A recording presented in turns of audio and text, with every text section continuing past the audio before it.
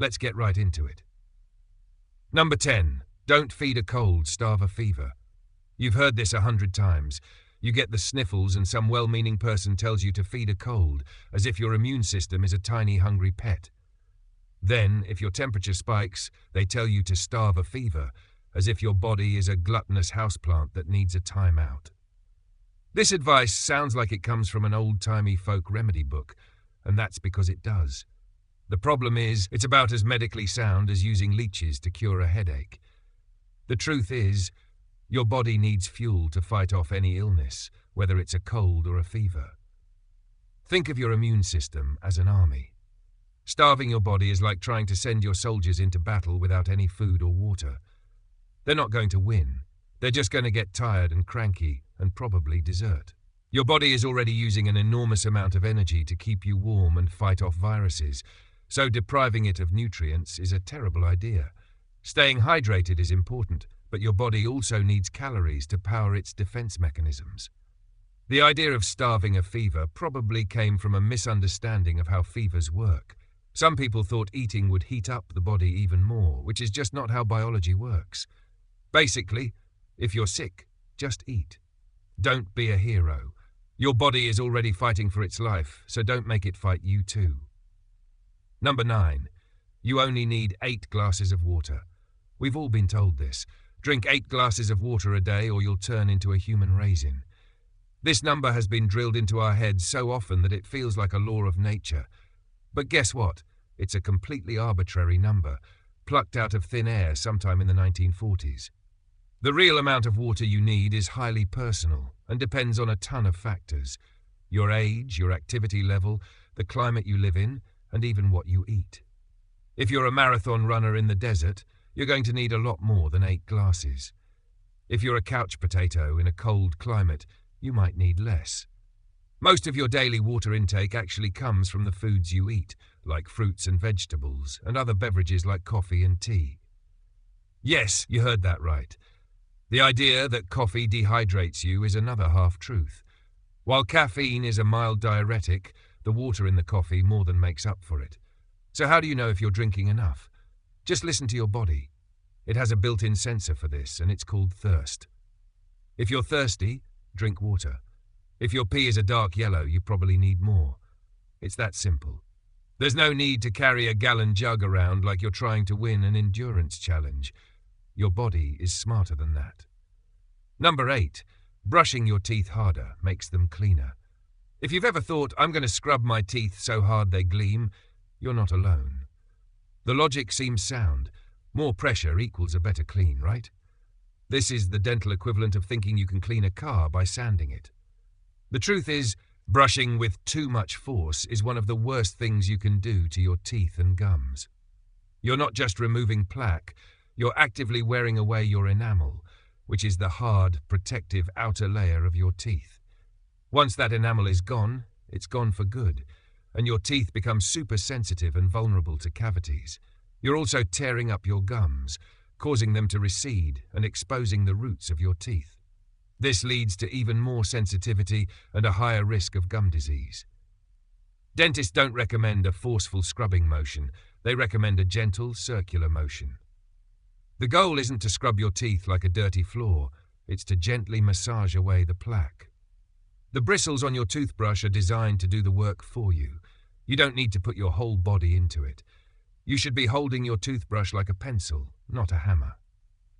If you've been a vigorous brusher your whole life, it's probably time to apologize to your teeth and switch to a soft-bristled brush. Your future self will thank you for it, especially when they're not wincing at every sip of cold water. Number 7. Cracking your knuckles gives you arthritis. There's a good chance a parent, a grandparent, or a cranky old teacher told you that your knuckle-cracking habit was a one-way ticket to Arthritis City. It's a classic scare tactic, right up there with, don't swallow watermelon seeds or a watermelon will grow in your stomach. The sound you hear when you crack your knuckles isn't bones grinding against each other like some terrible skeletal concert. It's actually the sound of tiny gas bubbles popping in the synovial fluid that lubricates your joints. Think of it like opening a jar of pickles. That little pop is a pressure change.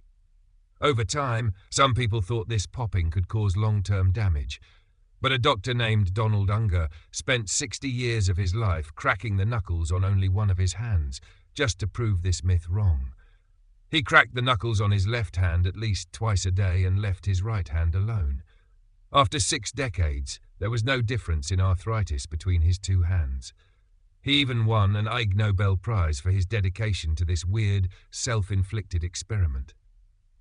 The actual cause of arthritis is more complex, often involving genetics, age, and injuries, not a habit that makes your relatives cringe. So go ahead and pop away. The only thing you're damaging is the silent peace of the room you're in. Number 6. Cold weather makes you sick. Your mom probably bundled you up in a ridiculous amount of layers every time you went outside in the winter, warning you that the cold air would give you a cold. It seems logical, right? Cold outside, cold inside. But the common cold is caused by viruses, not by a sudden drop in temperature. You get sick when you come into contact with a virus, usually from another person. The reason we tend to get sick more often in the winter is because we spend more time indoors, crammed together in poorly ventilated spaces. This makes it a lot easier for viruses to jump from person to person.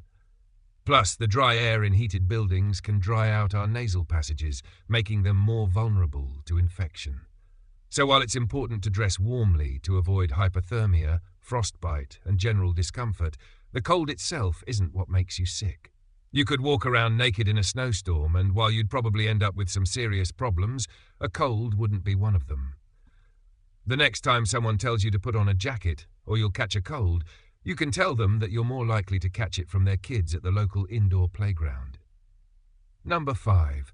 Holding your breath can stop hiccups. Hiccups are annoying. They're a physical glitch that makes you look like you're having a mini seizure. And for centuries, people have been passing down a series of bizarre cures, from drinking water upside down to getting a sudden fright. But the most common one is holding your breath. The idea is that by holding your breath, you increase the carbon dioxide in your blood, which somehow resets the diaphragm. The diaphragm is that muscle under your lungs that's spasming and causing the hiccup. While this can sometimes work, it's not a surefire cure, and it's definitely not the best one. There's a much more effective and often overlooked way to stop hiccups. Just drink a glass of water. Seriously, the physical act of swallowing can help to interrupt the spasm of your diaphragm. Even better, try the Valsalva maneuver. It's a fancy name for the act of bearing down, as if you're trying to have a bowel movement. This action, combined with holding your breath, puts pressure on your vagus nerve, which runs all the way from your brain to your abdomen and plays a key role in controlling the diaphragm. So the next time you get the hiccups, skip the convoluted tricks and just chug some water or try a gentle bear down. It's a lot less embarrassing than having someone jump out at you and scream. Number 4. Chew your food 32 times. You've heard this rule before, probably from a health guru or a hyper-observant relative. The idea is that you have to chew each bite of food exactly 32 times to aid digestion and avoid choking. This number is suspiciously specific, and for good reason. It's completely made up. The truth is, the number of chews you need depends entirely on what you're eating. A spoonful of yogurt doesn't need 32 chews. A thick piece of steak probably needs more. The goal of chewing is to break down food into smaller, manageable pieces that can travel down your esophagus without causing a traffic jam. Your body is pretty good at this and doesn't need to be micromanaged. The whole point of chewing is to turn food into a bolus, a smooth ball of mush that's easy to swallow. If your food is already mushy, like a banana, you don't need to chew it much. If it's something hard and fibrous like a carrot, you'll need more chews. But there's no magic number. Your body's a highly sophisticated digestive machine, not a rigid robot that needs a specific number of inputs. The real benefit of chewing more isn't about hitting an arbitrary number, it's about slowing down. When you eat slower, you give your brain time to register that you're full, which can help prevent overeating. But that's a side effect, not the primary goal. So, don't sit there with a stopwatch, counting your chews. Just eat at a reasonable pace and listen to your body. Number 3. Don't wake up a sleepwalker. This one sounds like something from a horror movie. You're not supposed to wake a sleepwalker because you might scare them so much that you give them a heart attack, or they might become violent. The reality is much less dramatic and far more practical. Waking a sleepwalker won't give them a heart attack. The worst that can happen is that they'll be disoriented, confused, and maybe a little angry because you just yanked them out of a deep sleep. Sleepwalkers are in a state where their brain is partly awake and partly asleep. They're not consciously aware of what they're doing. Waking them up abruptly can be a shocking and jarring experience, kind of like if someone suddenly shook you awake from a very vivid dream and demanded you solve a calculus problem. So, the danger isn't that you'll cause a medical emergency. It's that they might flail around, stumble, and hurt themselves in their confusion. The best thing to do is gently guide them back to bed. Treat them like a lost, confused toddler. Just quietly steer them away from danger, like stairs or a window, and back into their room. You're not a hero for not waking them up. You're just being a good bodyguard. The myth about scaring them to death is a fun story, but it's not a rule to live by. Number 2, you need to poop every day. Society has a weird fixation on daily bowel movements. If you don't go every single day, you're either backed up or something is terribly wrong with you. There's no magic number for how often a healthy person should go to the bathroom. Normal can be anywhere from 3 times a day to 3 times a week. Your digestive system is a unique and personal machine, and it operates on its own schedule. The idea of pooping daily as a sign of health is an outdated concept that has been debunked by doctors for decades. The frequency of your bowel movements depends on a number of things: your diet, your hydration, your activity level, and your stress. If you're eating a high-fiber diet and drinking plenty of water, you'll probably go more often. If you're a little stressed or dehydrated, you might go less. Neither is necessarily a problem. The real indicators of a healthy digestive system are a comfortable feeling and passing stool that is soft and easy to pass. So don't worry if you miss a day. Your body is just doing its thing. It's not a broken clock. It's a complex system with its own rhythm. Your obsession with daily bathroom visits is just an unnecessary anxiety. Number 1, eating turkey makes you sleepy. The post-Thanksgiving food coma is a universally recognized phenomenon. You eat a massive meal, and then you're so tired you can barely move off the couch. Everyone blames the turkey. Oh, it's the tryptophan, they say, and nod knowingly. Tryptophan is an amino acid that your body uses to produce serotonin and melatonin, which are chemicals that regulate your sleep and mood. So the logic seems to track. The problem is, this is a gigantic scientific exaggeration. Turkey does contain tryptophan, but it doesn't contain a magical super-concentrated amount of it. In fact, cheese, chicken, and even soybeans contain more tryptophan than turkey. The real reason you're tired after Thanksgiving dinner isn't a single magical ingredient.